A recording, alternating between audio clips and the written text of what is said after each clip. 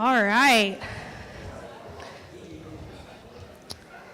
So, hello. My name is Allison. I'm one of the pastors here at the River.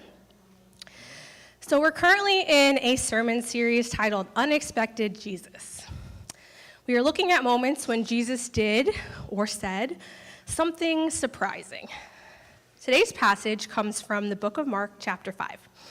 So, let's dive right in. They came to the other side of the sea, to the region of the Gerasenes. And when Jesus had stepped out of the boat, immediately a man from the tombs with an unclean spirit met him. He lived among the tombs, and no one could restrain him anymore, even with a chain. For he had often been restrained with shackles and chains, but the chains he wrenched apart, and the shackles he broke in pieces, and no one had the strength to subdue him. Night and day, among the tombs and on the mountains, he was always howling and bruising himself with stones.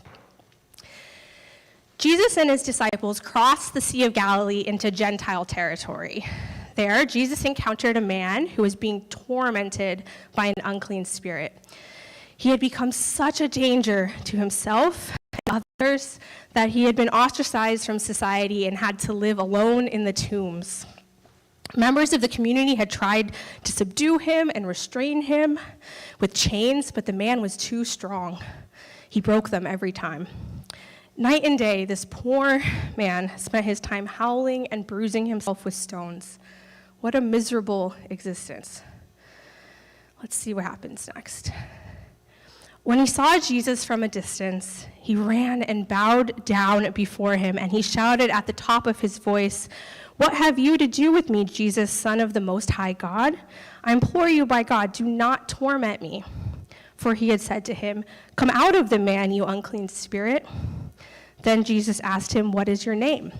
He replied, "My name is Legion, for we are many." He begged him earnestly not to send them out of the region. Now there on the hillside, a great herd of swine was feeding, and the unclean spirits begged him, "Send us into the swine, let us enter them." So he gave them permission. And the unclean spirits came out and entered the swine, and the herd, numbering about 2,000, stampeded down the steep bank into the sea and were drowned in the sea. So it turns out that it was not just one spirit tormenting this man, but many. They called themselves Legion. For the original audience, this name would have immediately conjured up images of a Roman legion of soldiers, which was made up of anywhere between 4,000 and 6,000 men. A legion was an incredibly strong force of dominance, violence, and oppression. That was the kind of force oppressing this man. Interestingly, the spirits referred to Jesus by name and recognized his authority. They compelled the man to run to Jesus and bow before him. When Jesus cast out the spirits, they asked to enter the nearby herd of swine, and Jesus agreed. Then the 2,000 swine, possessed by the unclean spirits, stampeded down the bank into the sea and were drowned. What a scene. And probably not the result the spirits expected. So let's see how the swineherds reacted to this event. The swineherds ran off and told it in the city and in the country. Then people came to see what it was that had happened. They came to Jesus and saw the man possessed by demons sitting there, clothed and in his right mind, the very man who had had the legion, and they became frightened. Those who had seen what had happened to the man possessed by demons and to the swine reported it. Then they began to beg Jesus to leave their neighborhood. The swineherds who witnessed the event, they ran to tell their neighbors. And as news spread, a crowd gathered at the scene to investigate. They learned about the swine that had drowned. And they found the man who had been possessed by demons sitting there clothed and in his right mind. This indicates that previously the man had been unclothed like an animal. But after his encounter with Jesus, the man received clothing. Jesus restored both his sanity and his human dignity. The crowd was incredibly frightened by everything they had witnessed and heard. Jesus himself frightened them, and they begged him to leave their neighborhood. Maybe they were afraid of Jesus' power. After all, Jesus demonstrated that he was stronger than a Roman legion. Or maybe they worried that directly or indirectly, Jesus would destroy more of their property. They didn't want a repeat of what happened with the swine, animals that they were dependent on for survival. However, unsurprisingly, the man who Jesus helped felt very differently about Jesus. As Jesus was getting into the boat, the man who had been possessed by demons begged Jesus that he might be with him. But Jesus refused and said to him, "Go home to your own people and tell them how much the Lord has done for you and what mercy he has shown you." And he went away and began to proclaim in the Decapolis how much Jesus had done for him, and everyone was amazed. The man begged to join Jesus and go with him.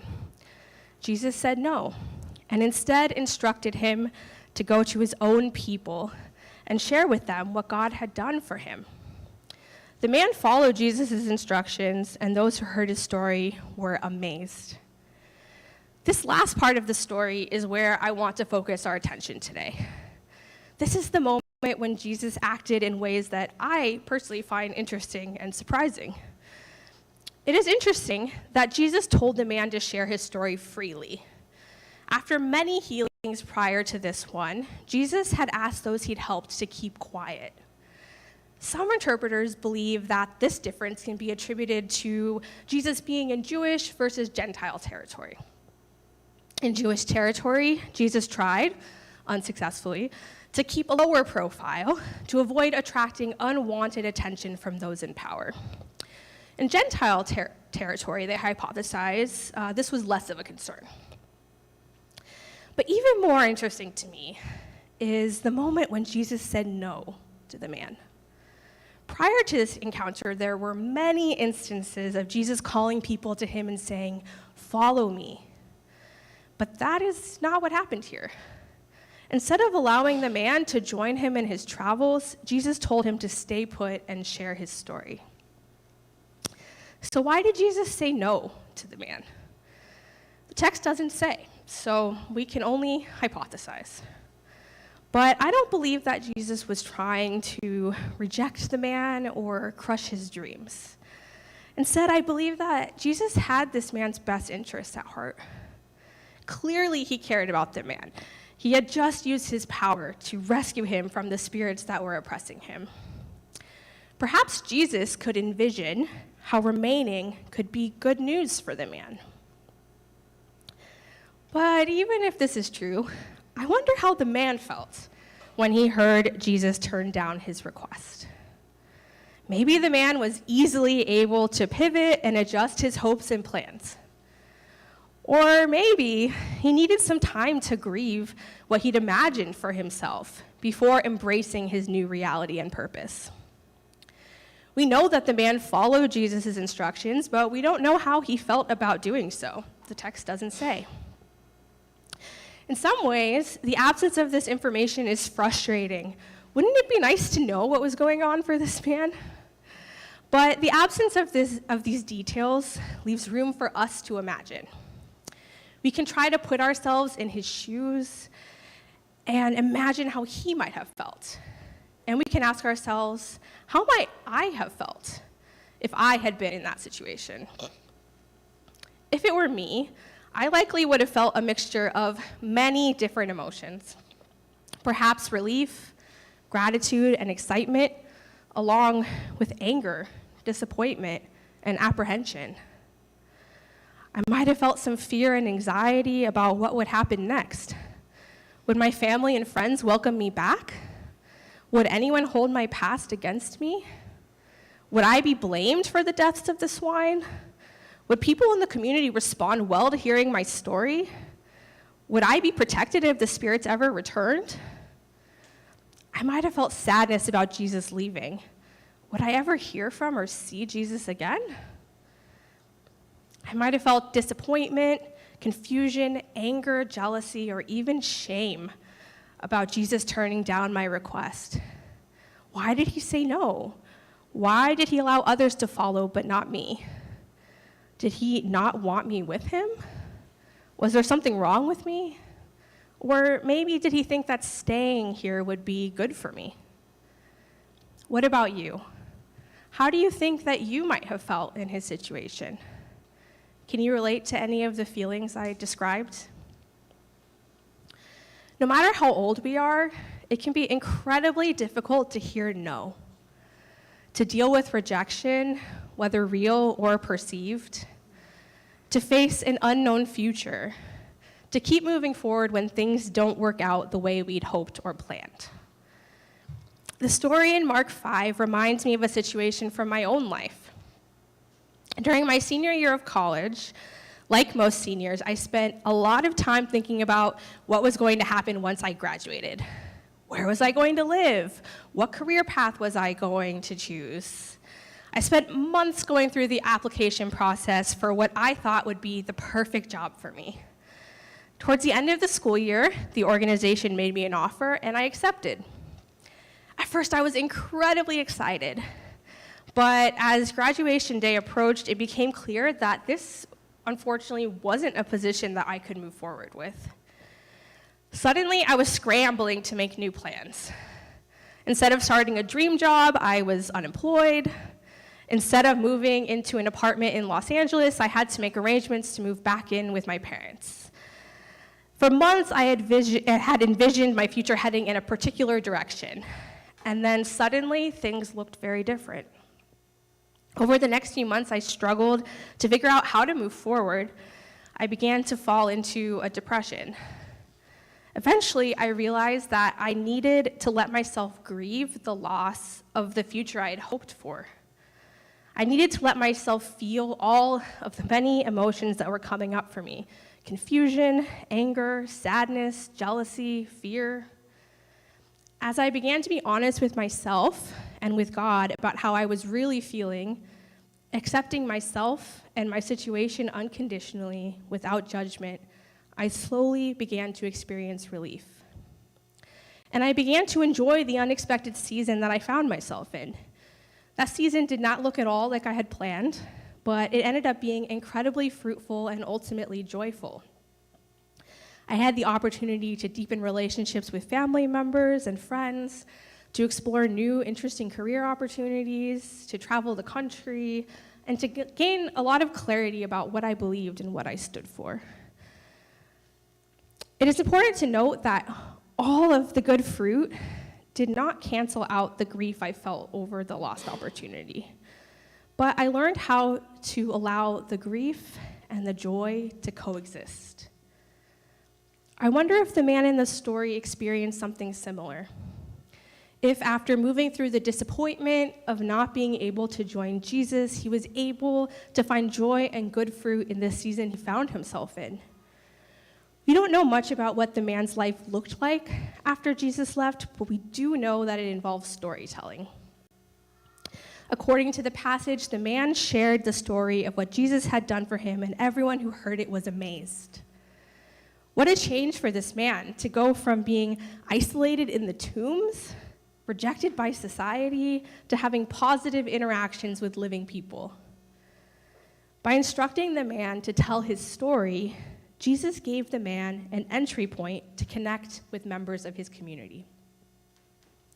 Have you ever felt closer to someone after sharing your story or hearing theirs? In part, there is a biological explanation for why this happens. According to neuroscientists, when we hear a good story, the chemical oxytocin is released in our brains. Oxytocin enhances feelings of trust, empathy, and generosity, all helpful things when we are looking to make and deepen connections with other people.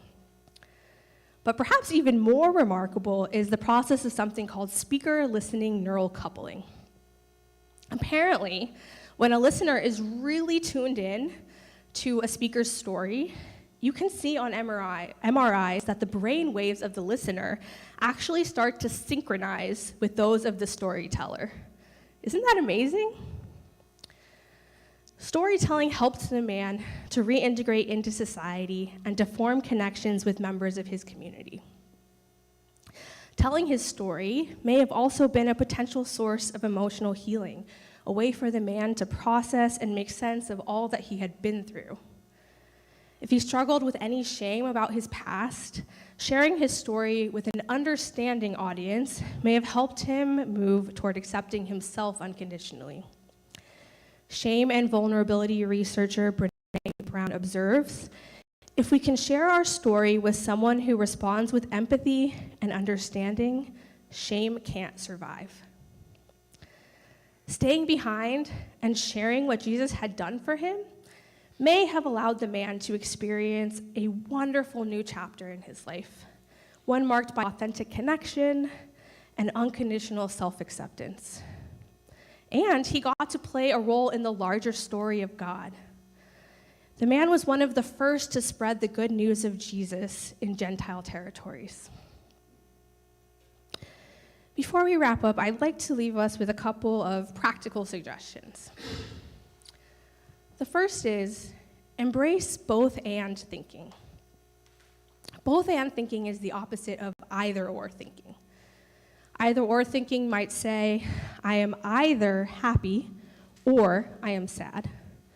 And sometimes this is true, but often our feelings are more complex. Both and thinking makes room for multiple truths, even ones that seem opposing or contradictory, to exist at the same time. For example, I am both incredibly disappointed about the plans that came apart, and I am enjoying the good things this season has to offer. Let's face it, the human experience is incredibly complex. Rarely is a season of our lives marked by one singular emotion. Life can be both incredibly painful and incredibly beautiful all at the same time. Embracing this truth and allowing ourselves to experience our emotions in all their complexity, this is what it looks like to accept our reality unconditionally. The second practical suggestion is to explore storytelling as a tool for connection and healing. As we saw with the man in the story, storytelling can be an incredibly powerful tool for connection and healing. It can serve as an entry point to deepen relationships and to form new ones. Are there ways that you can make room for more storytelling in your life, either as a teller or a listener?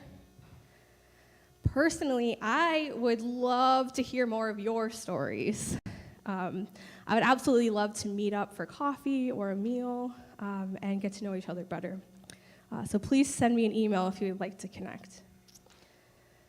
As I invite the worship team up here, I want to share a blessing written by Kate Bowler, author and professor at Duke Divinity School. Blessed are you in the tiredness, the beauty of your grief, where half-closed eyes can better hold and remember all that is somehow good. No contradiction here, no either or, just two truths we wouldn't otherwise have seen, let alone wanted to embrace. Blessed are you settling yourself there in the space of yes and, where all that is true can be welcomed, not because it is easier, but because it is real. Life is so beautiful. Life is